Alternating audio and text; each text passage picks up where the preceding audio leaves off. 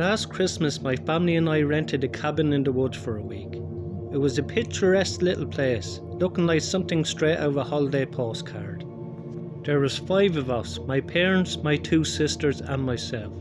I'm 38, my sisters are a year and 2 years younger than me. We've been looking forward to this for several months. We just imagined spending the evenings around the fire, generally enjoying each other's company. I don't live in the same city as them, so we usually try to make Christmas the time where we all get together. The cabin was quite rustic, but it did have power and running water. It was, however, heated by a wood stove in the middle of the room. There would have been nothing stopping the owners from putting in electrical heating, but I guess they thought this would take away from the charm. There was actually a small electric space heater, but it wasn't enough for the whole place. We did need to keep the wood stove going in order for the cabin to be warm enough. There was 2 bedrooms in the place. My parents took the big one and my 2 sisters shared the other. I was left with the couch, which was right in front of the wood stove. The first few days were just as wonderful as we had hoped. We went on walks during the day, and in the evenings we talked in the living room. On the 3rd night we had just finished dinner and we were all settling in for the evening. We all went to bed as usual, but in the middle of the night I woke up. I thought I heard something outside, but I wasn't sure if it was a dream. I was on edge, and I couldn't fall back asleep. The fire in the stove was a smouldering pile of hot coals. Even still, I began to notice the cabin was slowly filling with smoke. I wasn't sure at first, but as the smoke grew thicker, it became clear that something was wrong. I quickly extinguished the fire while the rest of my family were still asleep. I stayed up all night sitting on the couch, and when everybody got up, the temperature in the cabin had dropped significantly. The weather outside was well below freezing, and without the wood stove, the cabin's interior rapidly began to cool. When my family got up, they were all curious about why the fire was out. I explained to them that something must have blocked the chimney, and that I had to put it out. We bundled up some blankets and extra layers of clothing. In the meantime, the small electric heater helped, but it was still cold. I thought it was just a tree branch, and I told everyone that I would go and check it out. I had some experience with wood stoves, and I knew that a blockage in the chimney could cause smoke to back up into the house. I started by checking the stove itself, which seems to be working fine. The problem had to be in the chimney. Climbing to the roof was tricky. The ladder was slippery with ice. When I reached the chimney, I found the source of the problem. The metal cover that was supposed to be open to let the smoke out was closed. That struck me as odd, because I clearly remember seeing it open when we first arrived. When I tried to flip it back open, I noticed that it was secured with a small piece of wire, twisted to lock. It then dawned on me that someone must have closed it intentionally. But who would do such a thing, and why? It was a disturbing thought. We were quite isolated, with the nearest neighbours a good distance away. I knew someone had to be up there, but by the time I noticed, I had already walked around the roof enough to disturb any footprints. It was impossible to tell the difference between mine and anybody else's. I opened the cover, securing it in place to prevent it from closing again. As I climbed back down, I noticed a trail of footprints on the ground, leading between the dense woods and the cabin. I told my family what I found, and we all agreed that it didn't feel safe to stay any longer, especially considering the possibility that someone was lurking around. We quickly packed our belongings, loaded up the car, and left the cabin. The drive back home was quiet. Each of us were lost in our own thoughts. Once home, we contacted the cabin's owner to inform them what had happened. They were as baffled as we were and promised to look into it. However, we never got a clear answer about who might have closed the chimney cover over, or why.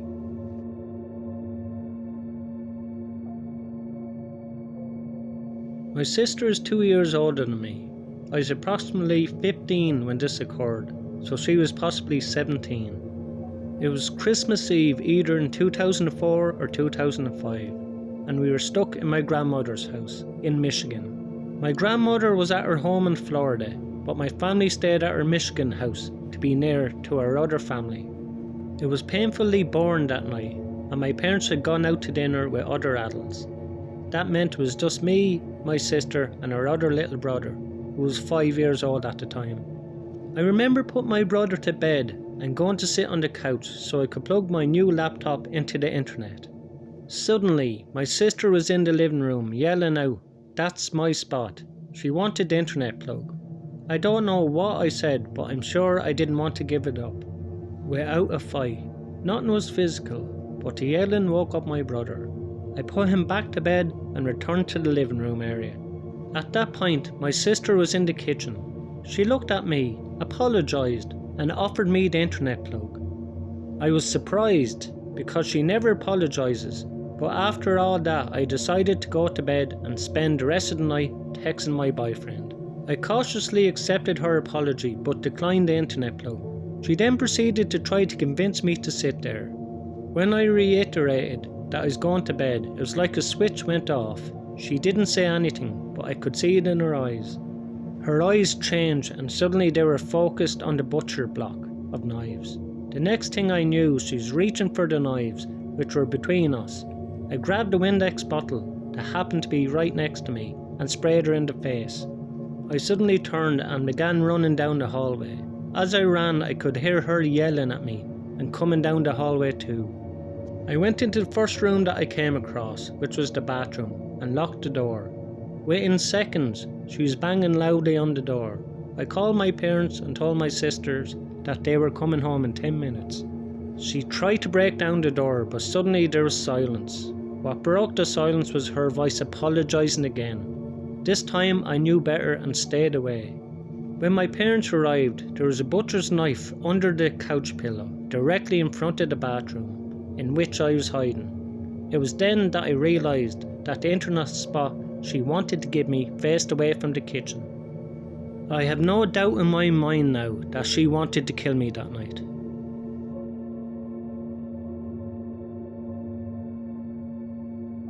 When I was about 12, my great uncle John came from Ukraine to visit us in Canada.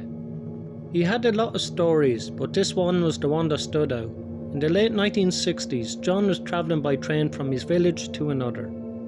To visit his family, he had to change trains at one point and was dropped off at what amounted to a platform and a hut in the middle of nowhere.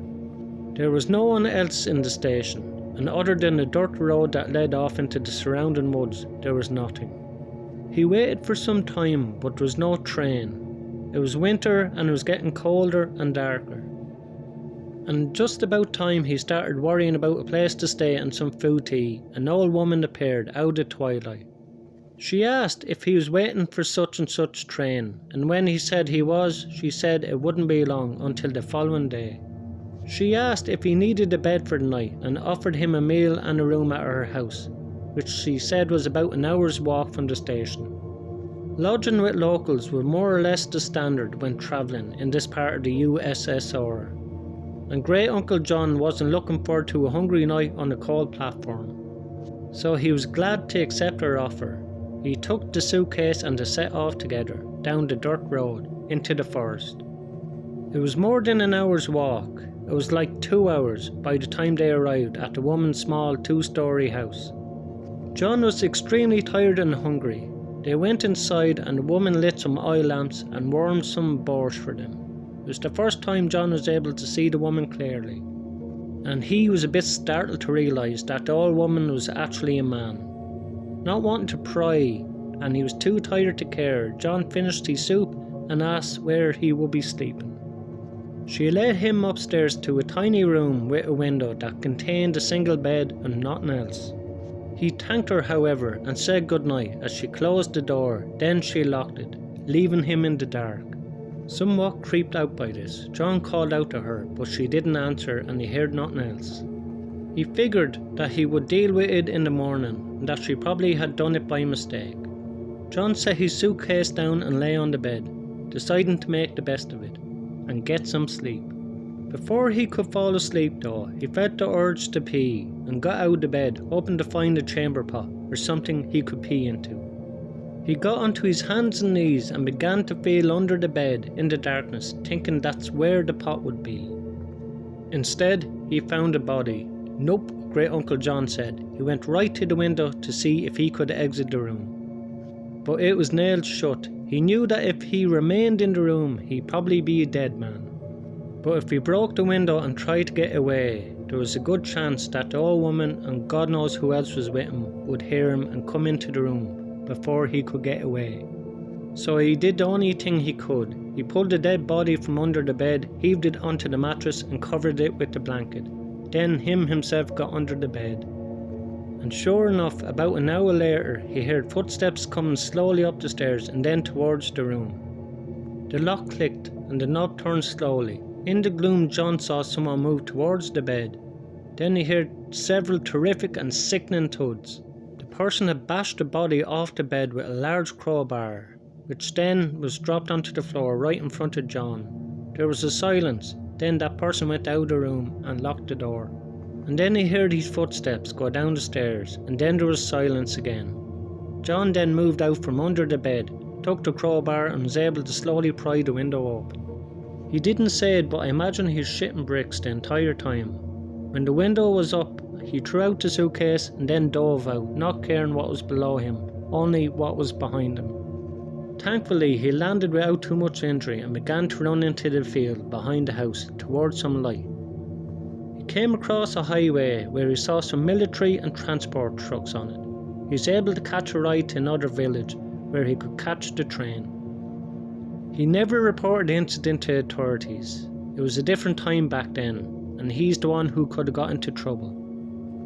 He was just thankful to God that he was able to get out of there alive. Thanks a million to everyone who likes, subscribe and comment to my videos. I really appreciate it. If you enjoyed these stories tonight, you will enjoy the next 3 stories in the box above. Thank you.